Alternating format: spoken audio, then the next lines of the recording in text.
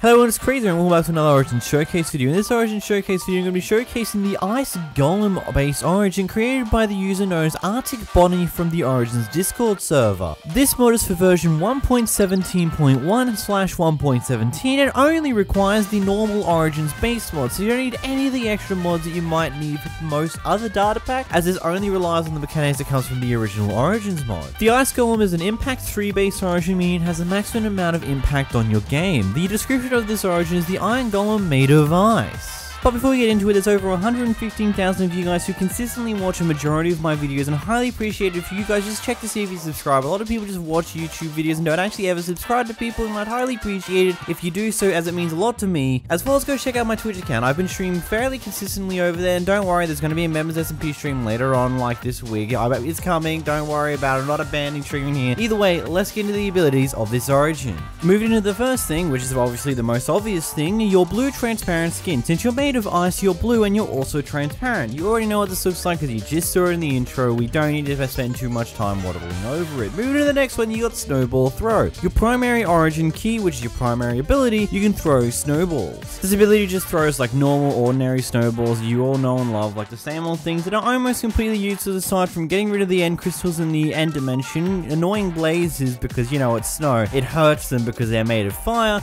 as well as other little bits and pieces along those lines, but at the end of the day, snowballs are almost entirely useless aside from those few things there. But some weird quirks about this ability is that it spawns the snowballs around a block or two in front of you, so it can go through doors. Like if you're in the door directly, you can actually shoot through said door to whatever's on the other side with admitted ease. Go a little bit too far back though, it doesn't exactly work like that. If you're too close to something, it won't exactly do that either. It's very weird on how this ability works. It goes through walls because it's just like there's a small distance between where it actually comes off of you and where it actually is when you actually spawn it into existence. But the other weird oddity of it is it doesn't have any noise, because you know how what happens when you throw a snowball, you normally get a nice throwing noise. When you throw these snowballs, no noise whatsoever. It's very weird to say the least. Moving to the next ability, you've got Aqua Affinity. You may break blocks underwater as others do on land. Yeah, you pretty much understand what this is now. This pretty much bypasses the need for the enchantment Aqua Affinity on your helmet. But this does give me a weird question though. Why can this Ice Golem be normal underwater as well as upon land?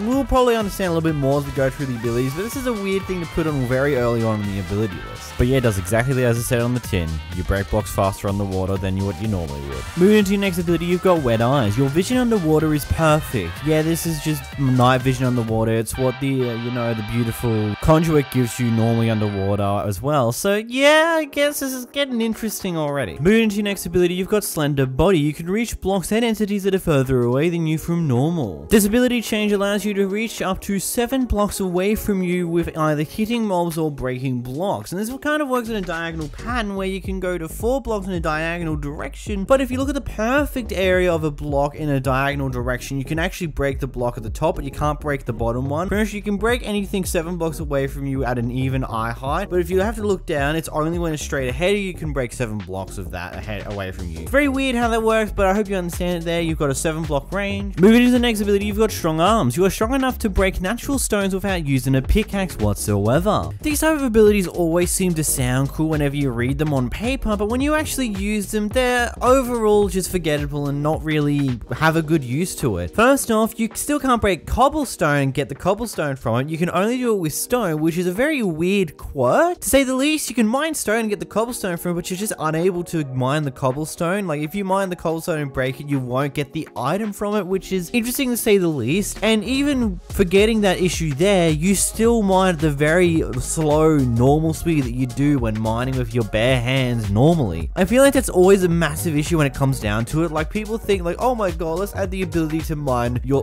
stone with hands, but the only ever Origin I've seen actually execute this in a way that actually makes sense was the Bedrock Origin, the Bedrockian Origin, because it speeds up your ability to mine with your bare hands, but this doesn't. So ultimately you're still not going to ever use your hands to mine up stone because what's the point in doing so when you still mine at the exact same speed as you would have before? Moving into your next ability, you've got sturdy skin. Even without wearing armor, your skin provides a natural protection layer that normally isn't there. This is around 4 armor points on the actual bar, which is enough that if you wear iron armor, you can actually have full strength armor. As with Java Edition, it doesn't actually go any higher than the maximum it normally goes with Diamond, so you don't need to worry about going to 100% armor resistance or anything like that, because that's not exactly a thing that can be done within the normal Java code unless coded otherwise by another mod. This does make Diamond armor ultimately useless aside for potentially having extra durability than iron, but it still makes Netherite useful as it's got its own special perk that comes with only Netherite, like knockback resistance and armor toughness. So overall, this ability is pretty useful one to have.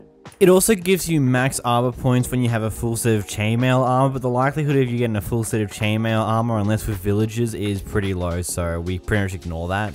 Moving into your next ability, you've got Snow Spawn. Since you're made of ice, you spawn naturally in a snow biome, which ultimately is a good thing and a bad thing at the same time. It's really up to you on what you prefer and what biome you like to build in. In this instance here, I spawned in a snow biome that was roughly around 1,000 blocks away from spawn, but it spawned me next to a village, so it isn't exactly too drastic of a deal to worry about. But you might end up in a situation where you spawn several thousands of blocks away from spawn because that's where the closest snow biome is. It is practically really up to how the actual seed generation is in order to whether this is actually going to be a good ability for you or not a good ability. Because you could be like 100, 200 blocks away from spawn, or you could be several thousand blocks away from spawn depending on how the seed generates. Moving into your next ability, you've got the Frostwalker ability. This is your secondary active ability requiring the use of your secondary ability key in order to use it. You're able to turn water into ice without Frostwalker boots. This has a little bit of an extra credit to the Discord user known as #visual#7372, so I'll make sure to mention that as well. This is the type of Frostwalker ability that I wish we had in normal Minecraft, where you can turn it on and off and not have it on all the time. But besides that point, this is actually a slightly better version of Frostwalker as well. So instead of like around 4 or 5 blocks around you,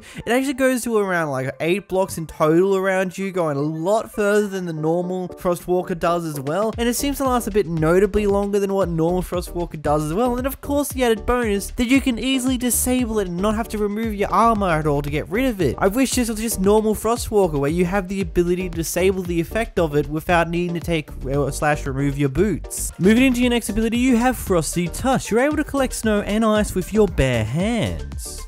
This ability is very weird. When it comes to snow, it acts somewhat normal, like what it would normally do if you're using a shovel. It will just drop snowballs. So when you break ice blocks, it's interesting on how it works. Instead of like dropping water there or dropping an ice block after you break it, the ice block completely vanishes, no water occurs there, and you suddenly get gifted an ice block in your inventory. There's no visible commands for this one at all, but you can be like as far away from the ice block as you possibly can, and it'll still somehow end up in your inventory despite not being close enough to be able to actually pick it up. Moving to your next ability, you've got Heat Exhaustion. Your body doesn't like warm environments, making you lose hunger faster when in warm biomes like the deserts or the Nether. Practically whenever you enter the Nether, you get given the weakness ability, you get given slowness 2 and hunger 2 debuffs when you enter the Nether for however long you're in the Nether for, same with hotter biomes, and there's so many other things along those lines. Moving to the next ability, you take Pyrophobia. You take 2 times more damage from fire. Pretty self-explanatory, you take 2 times more damage from fire. Moving into your next ability, you've got Cold Buff. You're buffed in cold biomes, this buff giving you speed 3 and strength 2 as well, permanently however long you're in these snow biomes for. And you've got water breath. You get water breathing. So what you're hearing here is the fact that you can both be on land and water. You don't actually have any debuffs when you're on land unless you're in a hot biome, so I think there may be something to work on there, and maybe giving you a debuff when you're outside of water if you have the ability to breathe underwater, or just don't give you the ability to breathe underwater in the first place. Either they'll come up with a better solution. If you did enjoy this video, make sure to like button down below, hit the subscribe button below, give us an opinions on what you think of this origin. Is it OP, underpowered? What do you think about the abilities? And a massive shout out to my channel members as always, especially to my $25 channel members Holly the Void and Saturn, as well as my $10 member Decept. And until next time guys, goodbye.